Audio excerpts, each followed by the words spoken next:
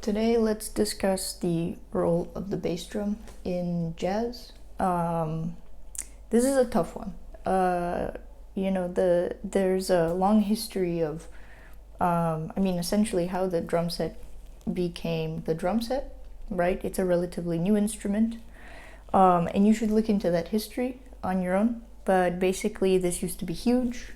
The bass drum used to, obviously the big bands used to be unamplified, and the bass drum was huge to provide a very audible beat for the dancers and kind of to support the band, because the band would have like 16 people in it, right? So you need like a clear thing where everyone's together and blah blah blah. Also, it has to do with that the upright bass at the time, like pickup technology wasn't around, and so the bass was really like, you wouldn't really hear it, and that was a shame.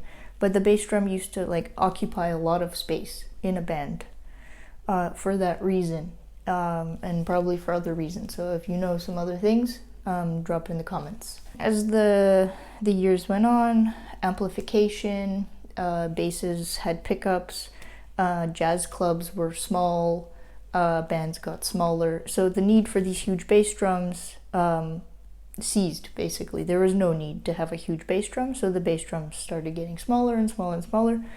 And that's typically why the jazz bass drum now is a very small, like club size bass drum. I guess around the bebop era, people started tuning their drums higher in general. Like the tone of the drums was higher. And of course the bass drum followed, and so the bass drum, although it's called the bass drum, in jazz it's tuned up pretty high. Usually, it obviously depends on your personal preference and all of that, but typically you'll see that the bass drum is small and it's tuned pretty high. I'm always like changing tunings of my bass drums and trying to find an optimal thing, but it seems like it's changing all the time. So right now, this is what the bass drum sounds like.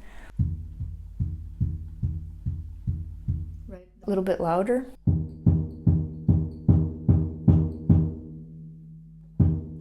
So it's got a bit of a weird like overtone type sound, but it's cool because when you play the whole kit together, it really kind of blends in there, right? Because I think the point of like tuning a jazz drum set is different from tuning in other genres, because the drum set here really blends together. I don't know if that makes sense. And the frequencies of all the drums, because they're so open and let's say they have color, right? The tone has color, they're very open, they're not muted, right? We don't mute drums in jazz, really. We like the open tone, long sustain and all of that. So this is actually fine, because if I play it in context, it makes sense, right? The role of the bass drum in jazz. Okay, well, we feather. Feathering is lightly tapping on all quarters, like this, okay? So for context, this is feathering.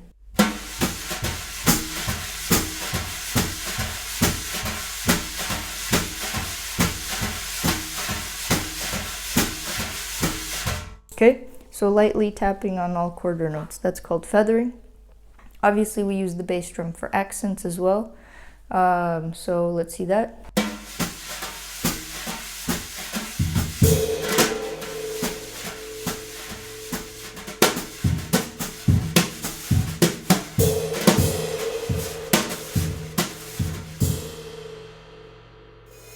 Okay, so it has different functions.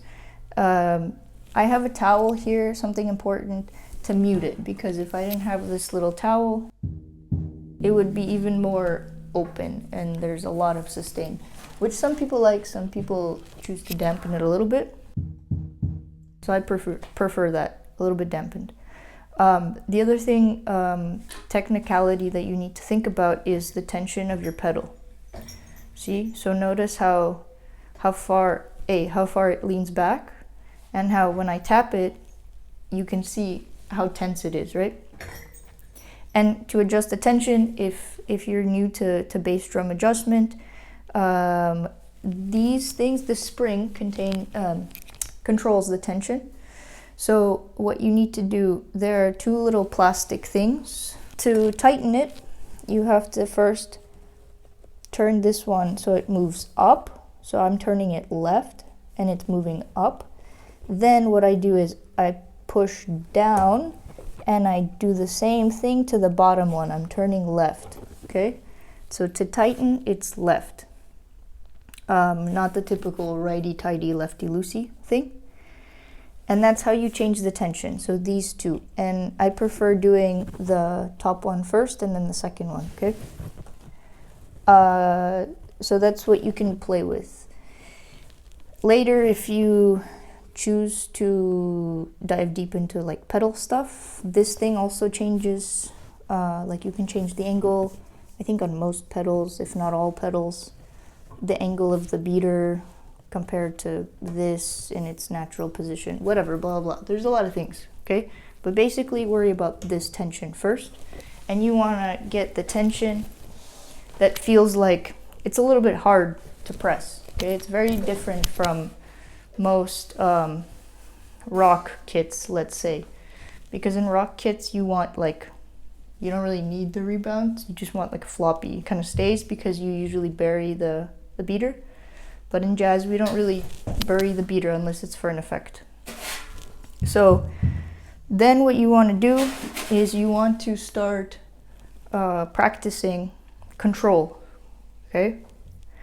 And how do you practice control? Well, it's very boring. You start with just quarter notes and you just play feathering lightly with about this much distance from the head, okay?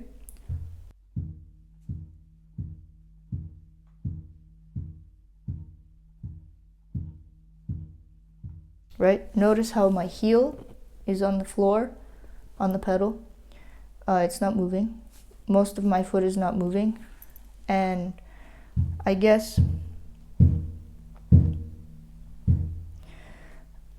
everything happens like here, which someone had mentioned that's the metatarsal part of your foot, maybe. But that part, that's where I'm putting the energy. That's where I'm focusing on. I'm not focusing on this area of my foot. I'm not focusing on the heel. These things are stable. Like across, like right under your toes, that area, that's the part that I'm focusing on. It's actually not your toe. If I'm using my toes, it would like curve my foot in a weird way, and don't do that. Use this part of your foot, okay? And focus on this part. The energy comes from this part, and that's where you're pressing. I can basically do it without my toes. Practice that, quarter notes, this distance. But then I would suggest practicing subdivisions to gain control of the bass drum, okay? Because first you understand the technique by playing quarter notes, and then you want control. Whenever you want to practice something, just practice through the grid. And what that means is take a triplet grid and play all the notes. And then take a 16th note grid and play all of the notes. I'm just gonna play quarter notes with the brushes, okay? And 2 and 4 on the hi-hat. And I'm going to demonstrate first the triplet grid with the bass drum feathering, okay? So first, quarter notes.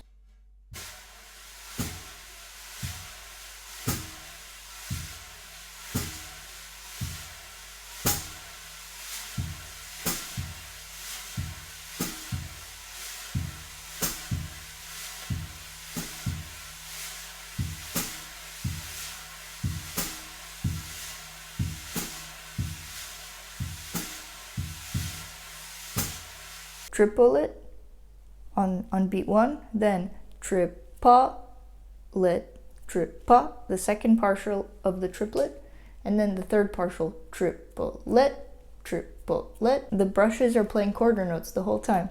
So when you're writing this exercise out, just write brushes or whatever you're doing, just a stick or even without it. Just the bass drum, start just the bass drum and metronome.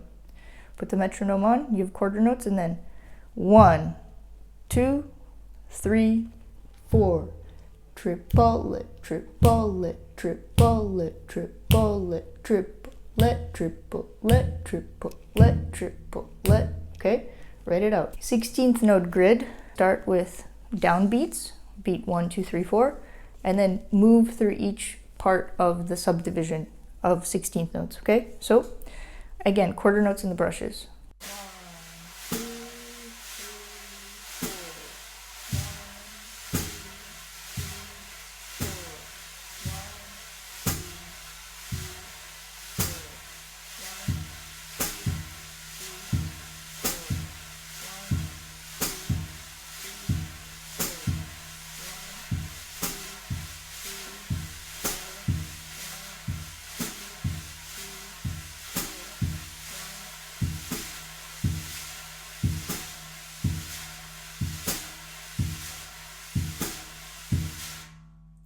Okay, so 1E and a 2E and a 3E and a 4E and a 1E and a 2E and a 3E and a 4E and a 1E and 2E and 3 and 4 and 1E and 2E and a 3E and a 4E and a. So when you write it out, first it's on beat 1, 2, 3, 4, then 1E, the second partial of the 16th note group, 1E, then 1E and, so 1 and of 1, and of 2, and of 3, and of 4.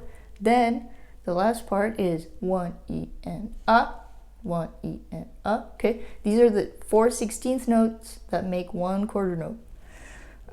If you're having a hard time understanding that, there's a rhythm notation video that you can watch that's going to help you. Triplets in one quarter note, 4 16th notes in quarter note. And it's interesting because like people are always asking, like, can you write this out? Do you have a transcription?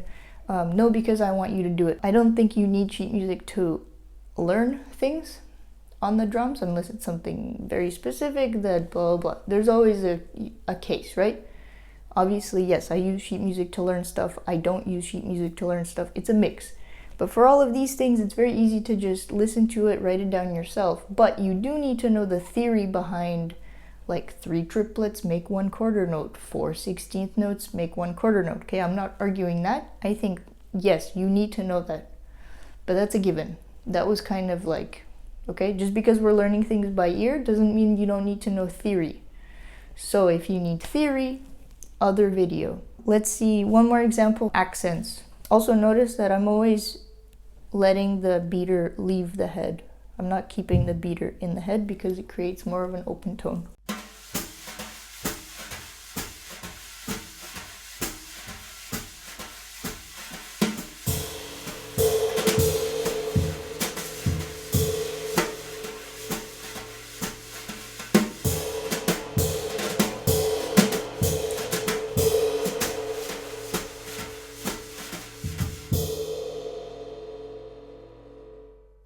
Okay, so I hope that was an introduction to the bass drum that kind of made sense for you, and it's going to help you start in the right place. If you have any questions, let me know, because that really helps me, because I don't know what you're missing, right? I don't know what you understand, what you don't understand. So if you put your questions in the comments, then I look through all of them, and then I make decisions on what to present next to you, okay? So I hope that's helpful, and see you soon.